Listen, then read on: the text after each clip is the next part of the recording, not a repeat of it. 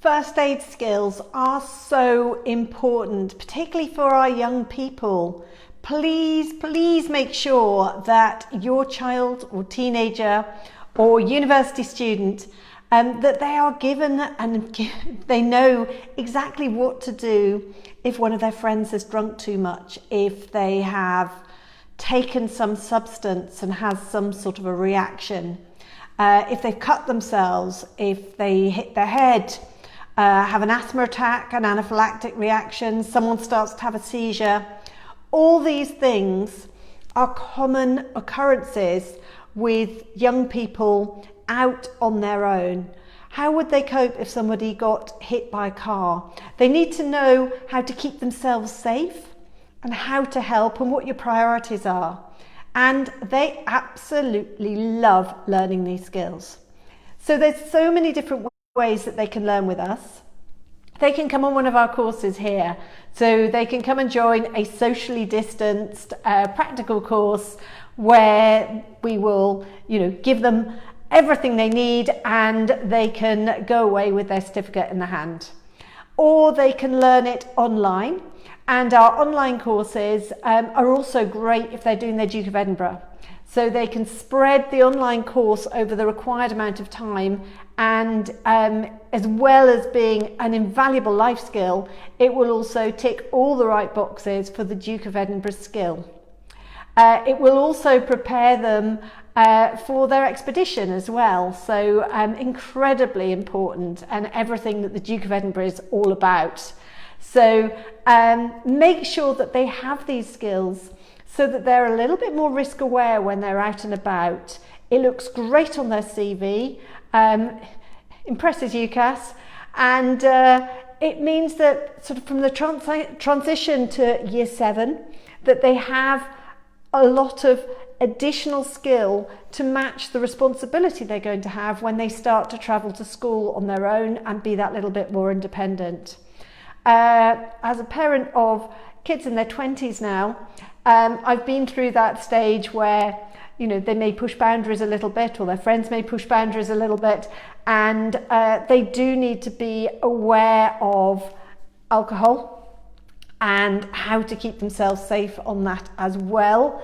They need to understand that if somebody's drunk too much alcohol, not only does it put their airway at risk, but also if they've collapsed outside, if you've got too much alcohol in your blood, you're not able to retain your body temperature as well. So you're far more prone to hypothermia. As well, if they've hit their head when they fell over in their drunken stupor, then it's much harder to recognise what are serious signs and symptoms of a head injury. So the more people that are aware and know how to help in these sort of situations.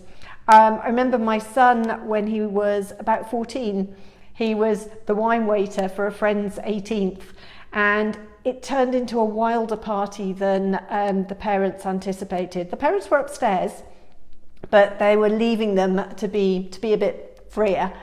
And one of the kids was unconscious in the garden, having drunk too much. And my son and his friends, the fellow 14-year-olds, were the only sober ones, other than the parents. And the 18-year-olds were very much, don't tell anyone, don't get an adult.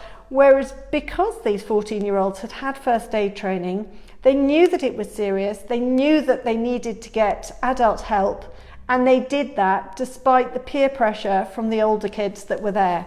They also got the older kids to help to bring the kid, the drunk person in.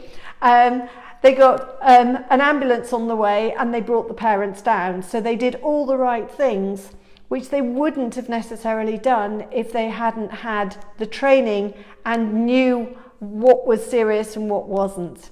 Likewise, when they go off post-exams and they're cliff jumping, if you had first aid training, you understand the risks, then you're a little bit more cautious. So rather than diving off the edge because your adrenaline's buzzing and your risk centres haven't quite developed yet and it's all one big excitement, they're probably going to jump in first.